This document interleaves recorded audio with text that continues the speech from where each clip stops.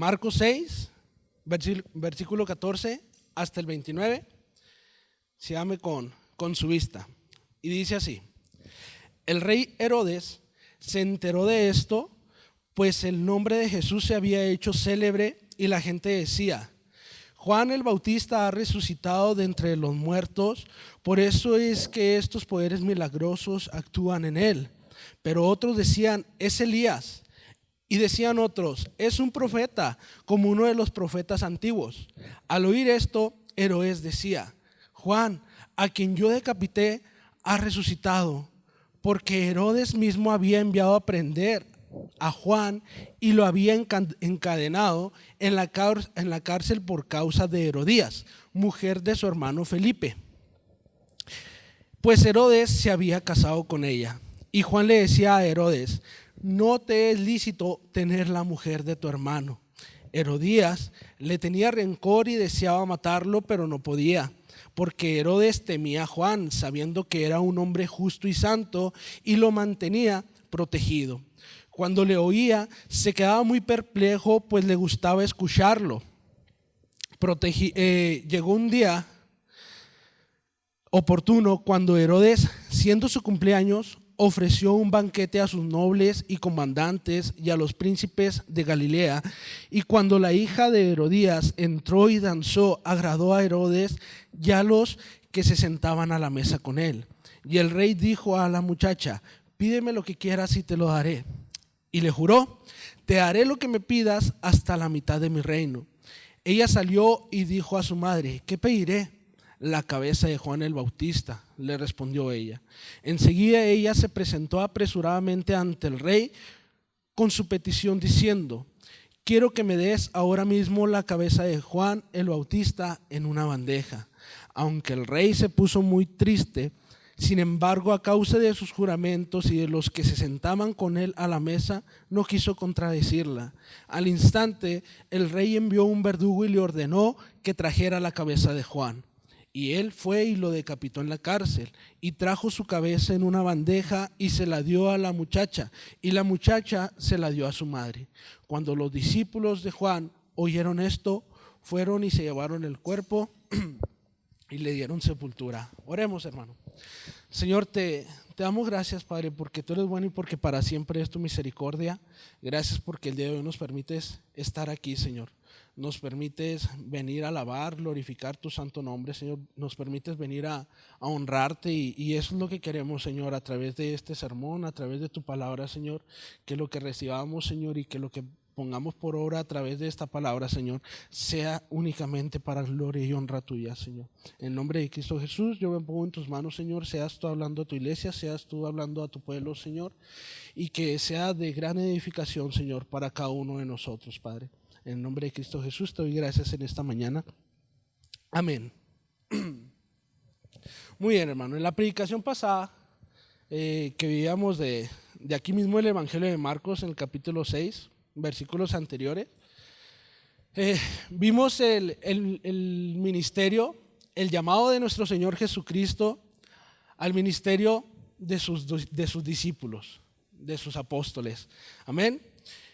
Y el trabajo que ellos estaban haciendo predicando el Evangelio, predicando la palabra de Dios, y recientemente lo acabamos de ver.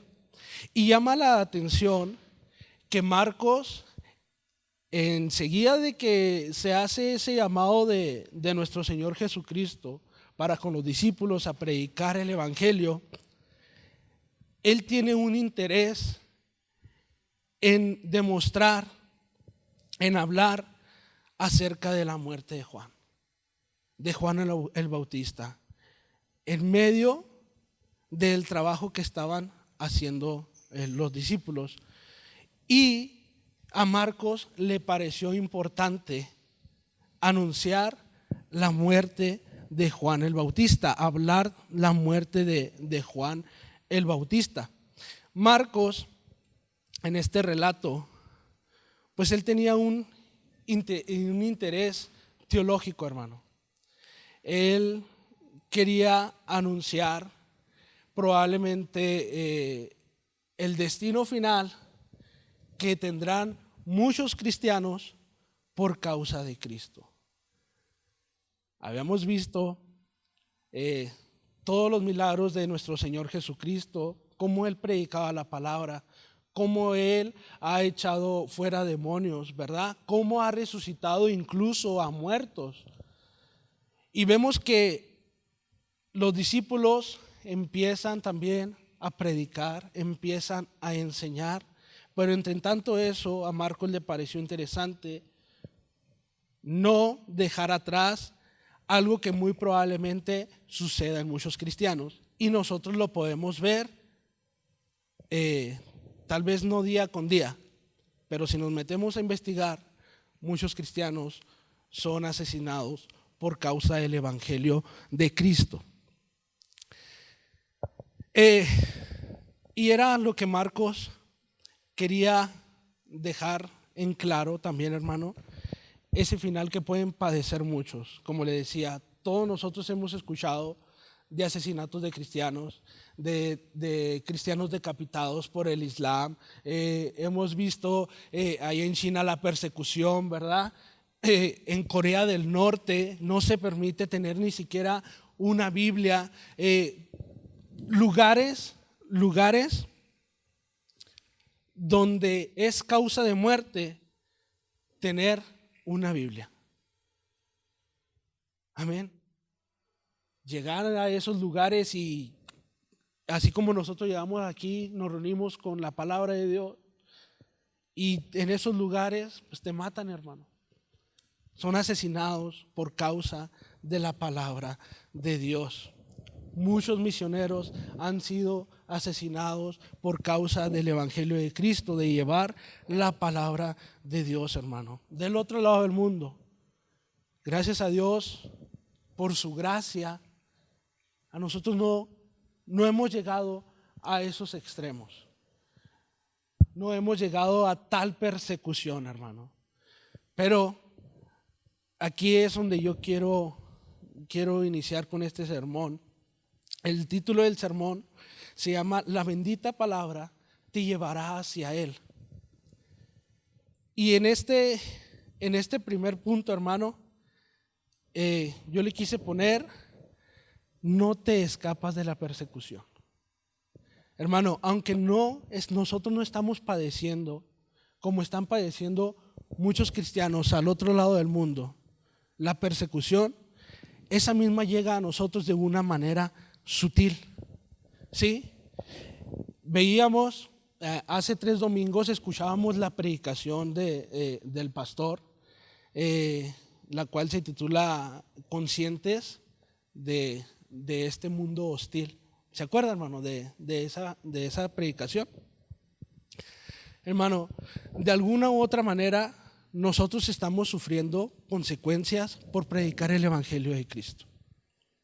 Llámese burlas, llámese rechazo, problemas en la empresa, problemas en la escuela, problemas incluso con nuestra propia familia, alejándose de nosotros, hablándonos mal, diciéndonos cosas que a nosotros nos desagradan, y de alguna u otra manera sutilmente estamos siendo perseguidos, no a esos extremos, pero de alguna manera somos atacados. Dice el versículo 14, dice: el rey Herodes se enteró de esto, pues el nombre de Jesús se había hecho célebre, y la gente decía: Juan el Bautista ha resucitado de entre los muertos, por eso es que estos poderes milagrosos actúan en él. Aquí, hermano, hay que resaltar estas palabras: pues el nombre de Jesús se había hecho célebre. El nombre de Jesús se había hecho célebre a causa de la predicación de sus discípulos. Los discípulos no son los que están siendo reconocidos aquí. Los discípulos no son los que están siendo los que llamen la atención. No está diciendo es que Pedro se hizo célebre a causa de la predicación del evangelio de Cristo. es que Juan se hizo célebre, fue muy llamado, muy hablado entre la nación, entre el pueblo, a causa de Cristo, ¿verdad que no, hermano? Dice, el nombre de Jesús se había hecho célebre por causa de la predicación del evangelio. Ahora, ¿qué es lo que les quiero decir con esto, hermano? Es que hoy en día, de igual manera, nuestra mirada tiene que estar puesta en Jesús. Hay muy buenos predicadores. El pastor, buen expositor de la palabra, pero el nombre de Jesús es el que se exalta. Podremos escuchar a Sugel Michelén, podremos escuchar a Paul Washer, podremos escuchar a Miguel Núñez y podremos escuchar a su predicador favorito, el que a ustedes les guste escuchar y ponga en internet y diga, hoy me voy a aventar una predicación. Podemos escuchar sermones de Spurgeon, el cual de tan buenos sermones que él hace, pues lo llamaron el príncipe de los predicadores, ¿verdad? Pero el nombre de Jesús es el que se exalta, hermano. Nuestra mirada es puesta solamente en nuestro Señor Jesucristo, porque su palabra, su evangelio es el que se predica, es el que se proclama. Amén. Versículo 15. Pero otros decían, es Elías, y decían otros, es un profeta como uno de los profetas antiguos. El versículo 16. Al oír esto, Herodes decía, Juan, a quien yo decapité, ha resucitado. Aquí, hermano, pasa algo muy interesante y que me llama la atención porque es algo que sucede hasta hoy en día. ¿Sí? La gente reconoce el poder de Dios. La gente reconoce el poder de Cristo. Sabe que hay un poder sobrenatural, sabe que hay un poder extraordinario, pero no se le reconoce. La gente habla y dice pues cosas absurdas, como por ejemplo eso primero. Pero otros decían es Elías. Bueno, Elías, pues sabemos, él no recibió muerte, ¿verdad? Lo podemos ver ahí en Segunda de Reyes. Él no recibió muerte, él ascendió al cielo. Otros decían, es un profeta como uno de los profetas antiguos. Pero esto que dice Herodes, Juan, a quien yo decapité, ha resucitado. Por eso es que acontecen todos estos poderes milagrosos. Hermano, hoy en día la gente reconoce una deidad. Si usted pregunta allá afuera, la mayoría de las personas le van a decir que creen en Dios, que hay un Dios sobrenatural. Las personas que usted sabe que no reconocen a nuestro Señor Jesucristo, que no reconocen a Dios, usted las puede topar, las puede ver allá afuera, puede hablar con ellas y buscan a Dios, vamos a llamarlo a su manera.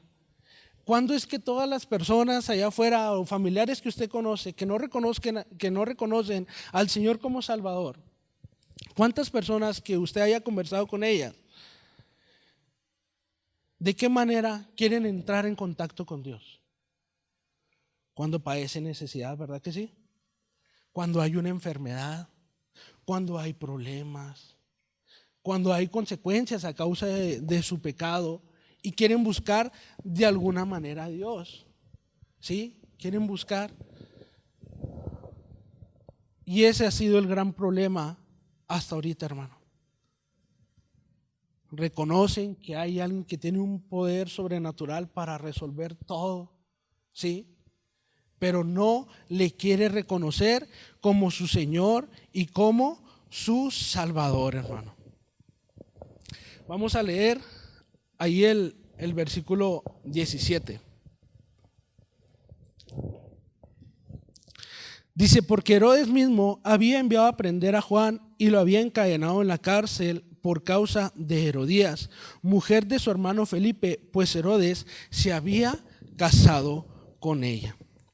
Y aquí, hermano, le quiero mencionar que este Herodes no es el el Herodes que probablemente se le vino ahorita a su mente. Herodes el Grande, aquel que mandó a matar a Jesús y a todos los niños. No es ese Herodes. Este Herodes es hijo del Herodes el Grande. Este es un hijo de Herodes el Grande. Y este Herodes no era rey. Este Herodes era un tetrarca.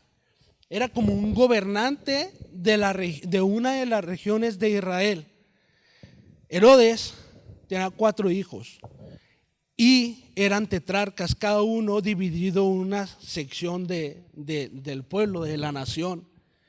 Y aquí está hablando específicamente de su hijo Herodes.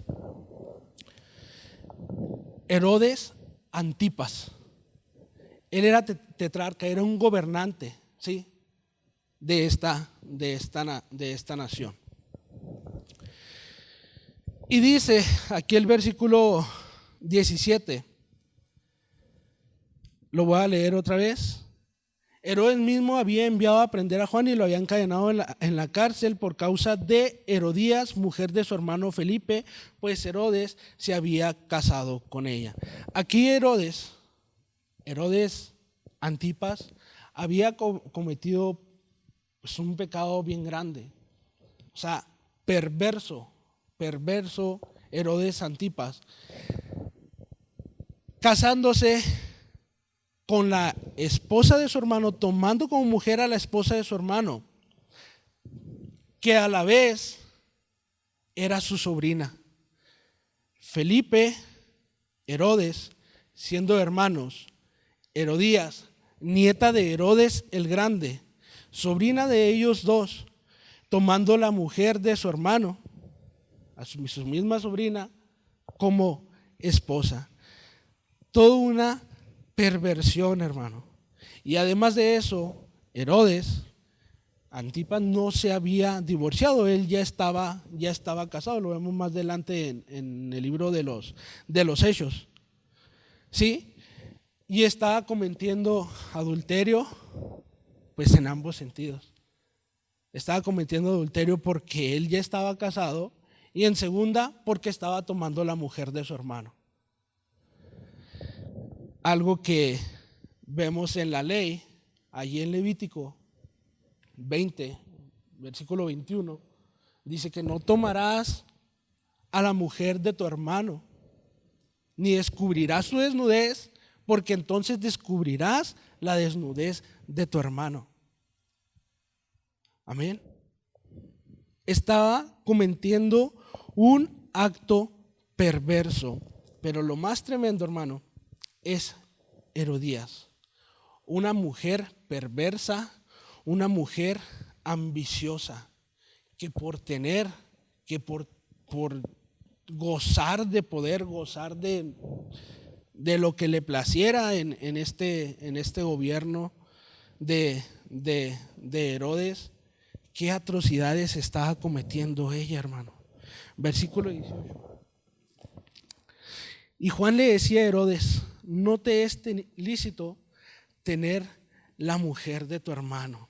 Y como consecuencia, versículo 19, Herodías le tenía rencor y deseaba matarlo, pero no podía. Versículo 20, porque Herodes temía a Juan, sabiendo que era un hombre justo y santo, y lo mantenía protegido. Cuando le oía se quedaba muy perplejo, pero le gustaba escucharlo. Juan, hermano, no le dio vueltas al asunto, él era un predicador, ¿sí? Él fue quien precedió la llegada del Mesías. Juan no le da vueltas al asunto y llega tajante con Herodes y le dice: oye, tú estás pecando, no te es lícito tomar la mujer de tu hermano. Él le predica la verdad con autoridad, aunque este fuera la máxima autoridad en Galilea.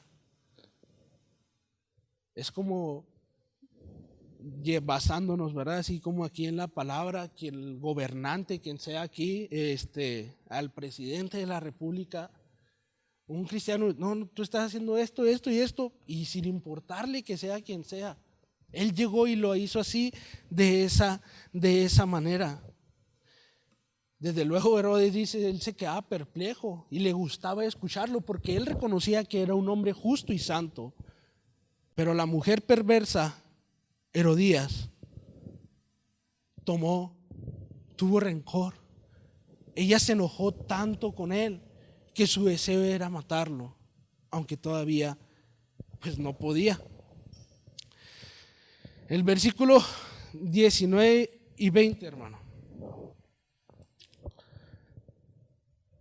Herodías, como se lo decía, le tenía rencor y deseaba matarlo, pero no podía, porque Herodes temía a Juan sabiendo que él era un hombre justo y santo.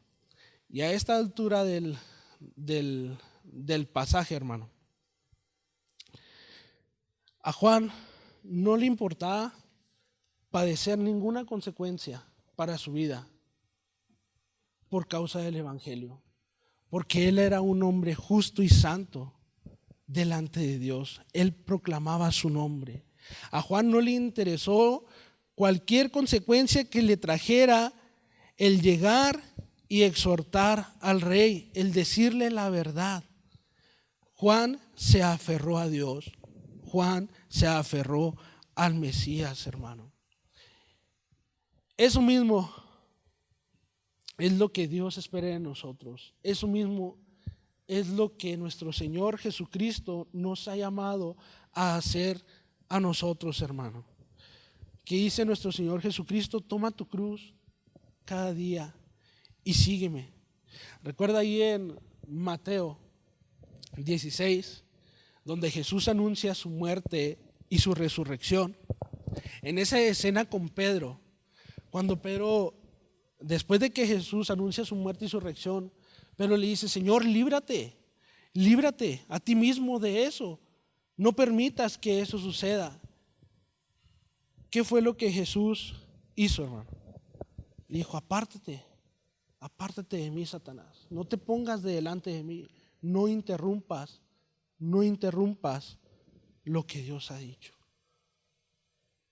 A Juan no le interesó. Él no interrumpió ni le dio vueltas al asunto.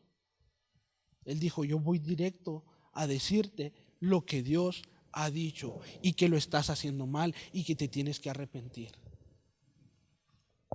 Gloria a su nombre, hermano. Versículos 21 al 25. Llegó un día oportuno cuando Herodes, siendo su cumpleaños, ofreció un banquete a sus nobles y comandantes y a los principales de Galilea.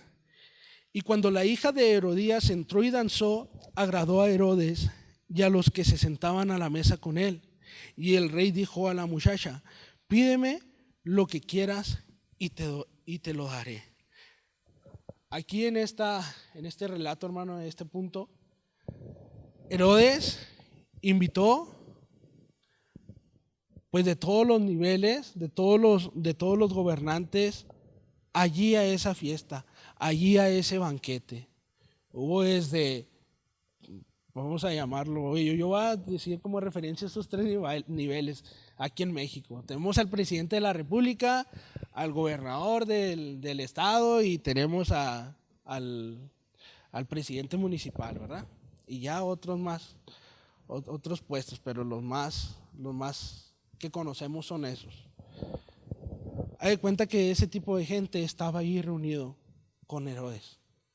De todos los niveles estaban ahí. Todos los niveles más importantes, ¿sí?, estaban allí. Y dice el versículo 23: y le juró: te daré lo que me pidas hasta la mitad de mi reino. Ella salió y dijo a su madre: ¿qué pediré? Y la respuesta: la cabeza de Juan el Bautista. La amargura, el enojo que tenía con Juan el Bautista por predicar la verdad que tenía Herodías, hermano. Herodes, tan fácil que él se hubiera quitado esa propuesta, ante esa propuesta que le hacía la hija de Herodías, hubiera dicho, pues es que yo no lo puedo matar. No lo puedo matar porque pues él no es parte de mi reino. Él no es parte de lo que yo poseo. Pero Herodes, delante de toda esa gente, por ser un hombre orgulloso, por ser un hombre soberbio, sobre todo fantoche, fanfarrón, hermano, cumplió lo que esta niña decía. Fíjese lo que dice más adelante. Enseguida, ella se presentó apresuradamente ante el rey después de que su madre le dijo que pidiera la cabeza de Juan, con su petición diciendo: quiero que me des ahora mismo la cabeza de Juan el Bautista en una bandeja. ¿Por qué le digo a esta niña, hermano? Teólogos, ¿verdad? Checando los tiempos, los años, investigando qué años habían transcurrido, pues sacaron la edad de esta niña y mencionan que esta niña tenía 16 años. 16 años, y ella pidió la cabeza de Juan. Ahora, puede decir, sí, pero fue porque su mamá sí se lo aconsejó.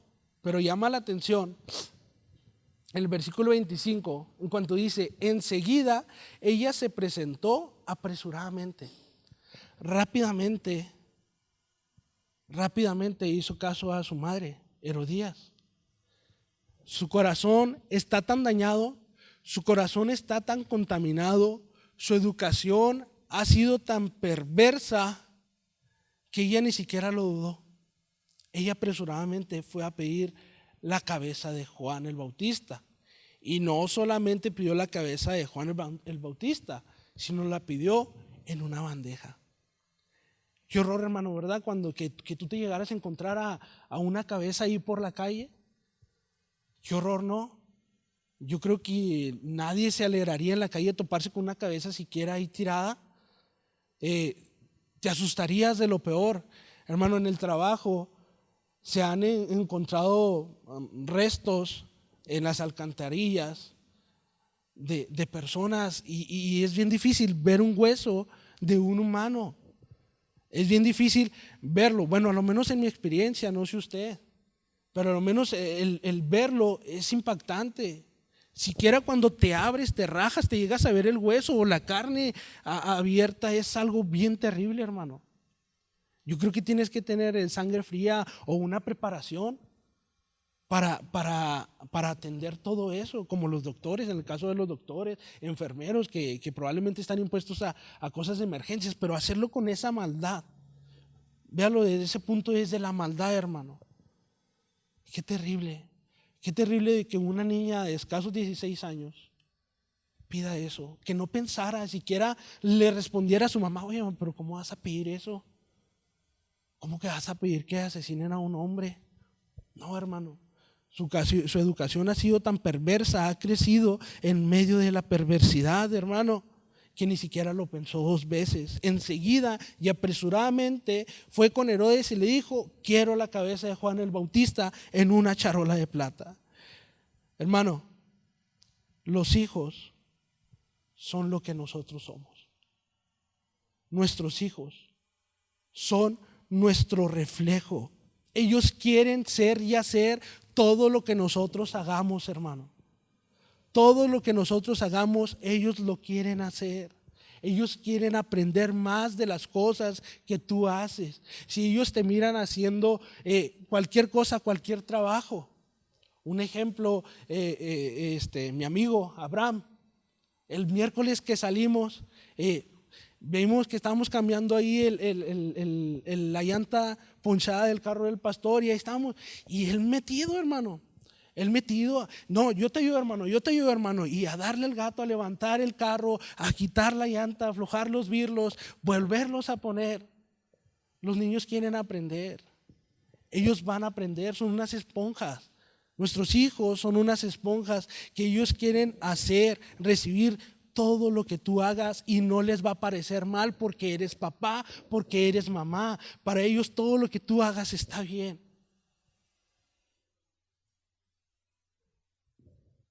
Y es ahí, hermano, donde nosotros tenemos que tener cuidado, ser minuciosos en cuánto amor tenemos por Dios, en cuánto amor tenemos por su palabra, en cuánto amor tenemos por nuestro Señor Jesucristo y su evangelio. Gloria a Dios. Versículo 26 al 28. Aunque el rey se puso muy triste, sin embargo, a causa de sus juramentos y de los que se sentaban con él a la mesa, no quiso contradecirla. Cobarde, dígale, cobarde. Al instante el rey envió a un verdugo y le ordenó que trajera la cabeza de Juan. Y él fue y lo decapitó en la cárcel, y trajo su cabeza en una bandeja y se la dio a la muchacha, y la muchacha se la dio a su madre. Hermano, Herodes pudo haberse negado, pero fue tan cobarde y tan miserable que cumplió solamente por orgullo, por fantoche, por fanfarrón delante de todos los que se encontraban allí, hermano. Y es así como Juan, aquel que había precedido la llegada del rey, aquel que precedió la llegada del Mesías, aquel que anunció al Mesías, terminó muerto, decapitado. Y ese es un padecimiento que todos sus discípulos, a excepción de Juan, padecieron, hermano. Muertes atroces, muertes difíciles, hermano, para ellos. Pero entre medio de todo esto que ha acontecido, hermano, ocurrió algo muy bonito, algo que debe de llamar nuestra atención y nos debe de ayudar a motivarnos a proclamar el evangelio de Cristo, pase lo que pase, hermano. Esta es una historia muy triste. Esta es una historia muy triste que nos es difícil, ¿verdad? El decir, bueno, pues es que Juan, un seguidor de nuestro Señor Jesucristo, él es quien precedió la llegada de él mismo, él es quien la anunció y terminó muerto de esa manera. Es una historia muy triste que probablemente a través de este relato, de esta historia, pues hayas experimentado algunos sentimientos, no sé, tal vez tristeza, tal vez también enojo por lo que hizo Herodes, no sé, hermano, pero en medio de todo esto, en el versículo 29 hay algo que nos debe de motivar a seguir proclamando el evangelio de Cristo. Y dice el versículo 29: cuando los discípulos de Juan oyeron esto, fueron y se llevaron el cuerpo y le dieron sepultura. Hermano, a los discípulos de Juan no les importó a dónde iban a ir por el cuerpo de Juan.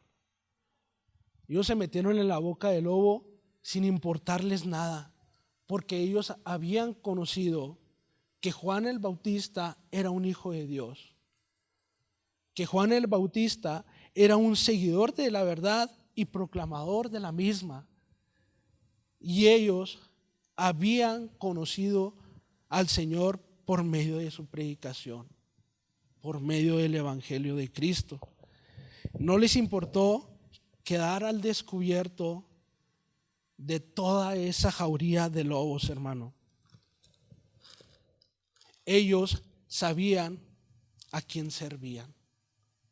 No tuvieron temor y fueron por el cuerpo de Juan el Bautista para irlo a sepultar sin temor, porque ellos sabían que servían a un Dios vivo, a un Dios santo, a un Dios justo, hermano. ¿Qué necesitamos nosotros, hermano? ¿Qué necesitamos nosotros para, así como los discípulos, seguir a Cristo, servir a ese Dios vivo? ¿Qué es lo que nosotros necesitamos? Lo más importante, dejar el pecado. Dejar de pecar, hermano. Dejar el pecado es lo más importante para poder seguir a Cristo y servirle, hermano. Tenemos que dejar el pecado, tenemos que dejar esa soberbia, tenemos que dejar ese orgullo, el creernos los papás y las mamás de los pollitos, hermano.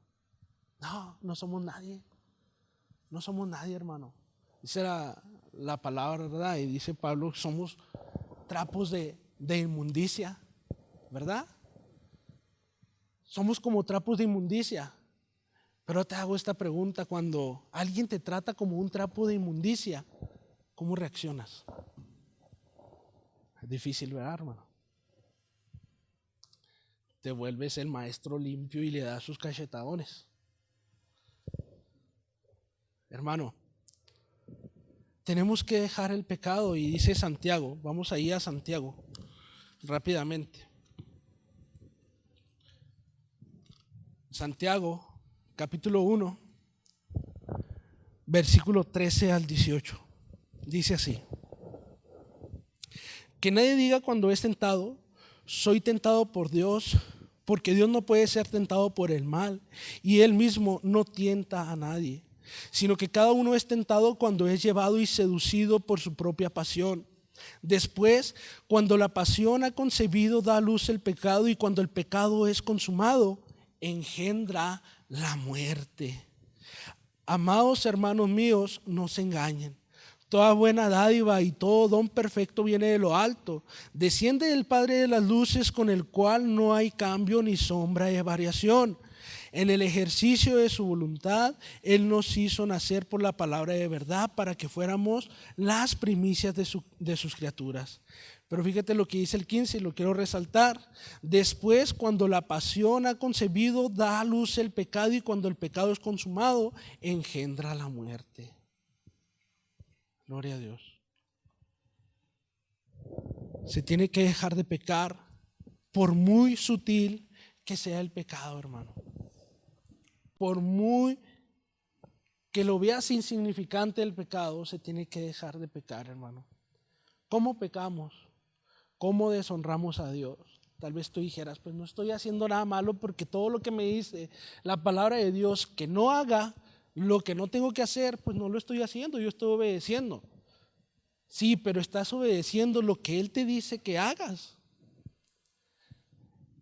Hermano, el pecado entra sutilmente a nuestras vidas, que comienza cuando nosotros empezamos a dejar de orar, cuando empezamos a dejar de leer la palabra de Dios, cuando empezamos a descuidar nuestra relación íntima con Dios, allá cuando estamos a solas con Él.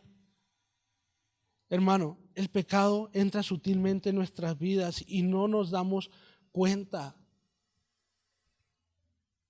Se empieza a dejar de orar un día, 2 días, 3 días, 4 días, después una semana, 2 semanas, 3 semanas, un mes, un año, todo el año. Así es el pecado, hermano. El enemigo está como en un urgente buscando a quien devorar, y va a venir a tentarte, y va a venir a ponerte en charola de plata lo que a ti te gusta, lo que a ti te llama la atención, lo que te hace caer. Y depende de ti el caer o no caer. Depende de la relación que tengas con Dios. Por eso hoy en día muchas veces se vive en pecado, hermano, porque se descuida tu relación con Dios, tu comunión con Dios, tu oración con Dios, la lectura de la palabra de Dios. Deja tu soberbia, deja tu orgullo. Todos somos faltos delante de la presencia de Dios, hermano, y tenemos que seguirle, tenemos que esforzarnos. No podemos nosotros señalar y decir y el compararnos con alguien más. Hermano, una de las cosas en las cuales tú te puedes dar cuenta si hay soberbia en tu corazón es que siempre te estás comparando con alguien que está un poco más mal que tú. Voltear a ver al que está a tu lado y decir, no, pues yo ando ahí más o menos, pero pues aquel está peor. Esa es soberbia, hermano. Y eso es pecado. Nuestra vida la tenemos que comparar a la luz de las Escrituras. A la luz de la palabra, nuestra vida tiene que ser comparada. Examinarte no a través de tu hermano que está enseguida, sino examinarte a través de la palabra de Dios, hermano. Nosotros podemos decir, yo soy una muy buena persona, y me gustó mucho este ejemplo de uno de los jóvenes que está evangelizando de una manera muy padre con los chavos. Pero él decía, ¿tú te consideras una buena persona? Y muchos decían, no, sí, yo me considero una muy buena persona por esto, por esto, por esto. Y dice, bueno, tú eres una muy buena persona si te comparamos con Hitler. Dice, pero a la luz de la palabra tú no eres bueno. Hermano, tú puedes decir, pues yo tengo un mejor matrimonio, yo tengo una mejor estabilidad. Pues sí, pero a la luz de la palabra te das cuenta que no. Varones, tú puedes decir, no, es que yo soy muy buen esposo y yo esto y yo el otro. Pero vienes y te examinas a la luz de la palabra y dices, estoy hecho garras. No es cierto. Mujeres, no, sí, no, yo a mi esposo, lo atiendo, yo hago, no, en la casa, no, mis hijos, pero te examinas a la luz de la palabra y te das cuenta que no es verdad. Es un esfuerzo de día con día. Es un esfuerzo de día con día, hermano, para proclamar el evangelio de Cristo, ser sus discípulos, servirle. Tenemos que esforzarnos, hermano. Tenemos que dejar el pecado, tenemos que dejar el orgullo, tenemos que dejar la soberbia. El evangelio, hermano, es ofensivo para quien no tiene a Cristo. El evangelio va a ofender a todo aquel que no tiene una relación con Dios. Ahora yo te hago esta pregunta. ¿Tú cómo reaccionarías ante la amonestación de un hermano, ante la exhortación de un hermano a tu vida por causa del pecado? ¿Cómo reaccionarías?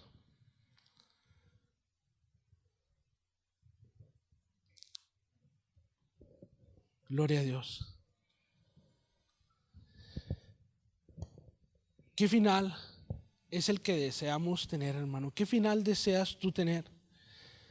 A pesar de todo este relato, de la atrocidad que hemos visto, la perversión que se ha relatado,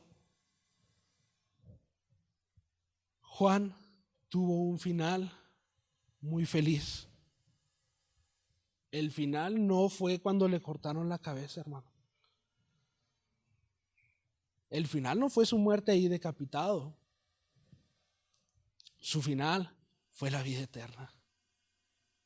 Su final es gozarse en la presencia de Dios, allá en el reino de los cielos.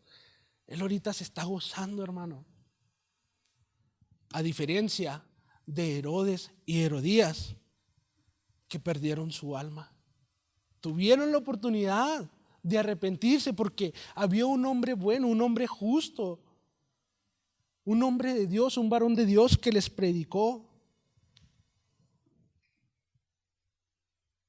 Y hoy lo único que están haciendo es estar en el infierno, recordando que tuvieron la oportunidad de ser salvados y no lo hicieron. Recordando las palabras de Juan, lo que Juan les decía. ¿Qué final es el que deseas tú tener, hermano? ¿Estás dispuesto a servir a Cristo, a seguir a Cristo, sin importar la consecuencia final en tu vida? ¿O deseas rechazarle y terminar como Herodes y Herodías? Hermano, escucha la palabra de Dios, porque su bendita palabra es la que te llevará hacia Él. La palabra nos va a encaminar hacia Él, hermano. Gloria a Dios. Yo te invito a que te pongas sobre tus pies, hermano, y oremos. Oremos a Dios. Le pidamos a Dios que Él nos ayude, que Él nos deje ser guiados por su palabra, que Él nos deje ser guiados por su Santo Espíritu, hermano. Y cuando nosotros somos guiados por su palabra, no vamos a ir en contra de ella, hermano. No nos vamos a ir en contra de ella. Así es que démosle gracias a Dios en esta mañana y pidámosle a Dios que nos ayude a seguir adelante, a esforzarnos y si hay algún pecado, hermano, ahí en lo más profundo de tu ser, aquello que tú sabes que no está bien, pues que sea el Señor quien lo tome y lo quite, mi hermano. Señor, yo te doy gracias en esta mañana, Padre. Gracias te doy porque tú eres bueno, Señor, porque para siempre es tu misericordia, Padre, hoy. Todos juntos, Señor, como tu iglesia, Padre Peniel, te pedimos que nos ayudes, Señor, que nos socorras, Padre, porque sin ti no podemos, Señor, no podemos avanzar, no podemos seguir adelante, no podremos cumplir, Señor, con ese llamado que tú nos has hecho, Padre, a servirte, a proclamar tu nombre, a proclamar tu evangelio. Yo te pido por cada uno de mis hermanos, Señor, que seas tú quien los bendiga a través de su Espíritu Santo, Señor, y si hay algo que está estorbando en sus vidas, que no los deja avanzar, Señor, que no los deja seguirte como tú quisieras, Padre, que quites aquello, Señor, que esté estorbando en sus vidas, cualquier pecado, Señor, cualquier pecado, tú eres el único, Señor, que rompe, que quita todo eso, Señor. Y te pido, Señor, que seas tú quien nos guíe a través de tu palabra, Señor. Que estemos atentos a tu palabra, Señor, a escuchar tu palabra, Señor, que a través de tu Espíritu Santo, Señor, nos permitas obedecerla y no ir en contra de ella, Señor. Sé tú, Señor, sé tú con nosotros, Padre. Tú eres nuestro ayudador, Señor. Tú eres quien nos auxilia, Señor, en medio de la angustia, en medio de la tribulación, y sé tú con nosotros, Padre. Queremos proclamar tu nombre, Señor, como tú lo deseas, Señor. Queremos ser hombres y mujeres, Señor, valientes, esforzados, Señor, que no teman a predicar tu evangelio, Señor, a decir la verdad, sea quien sea la persona que se encuentre enfrente de nosotros. Ayúdanos, Señor, a hacer ese llamado de arrepentimiento, Padre. A llamar, Señor, a arrepentirse a la gente, Señor. A decirle, Señor, cuán pecadores son, Señor, porque no te conocen, Señor. Ayúdanos, Padre, porque tú eres el único, Señor, que lo puede hacer. Gracias, Señor. Gracias porque tú eres bueno, Padre. Gracias te doy en esta mañana, te doy gracias por tu palabra, Señor. Bendice a cada uno de mis hermanos, yo te lo pido en el nombre de Cristo Jesús. Amén.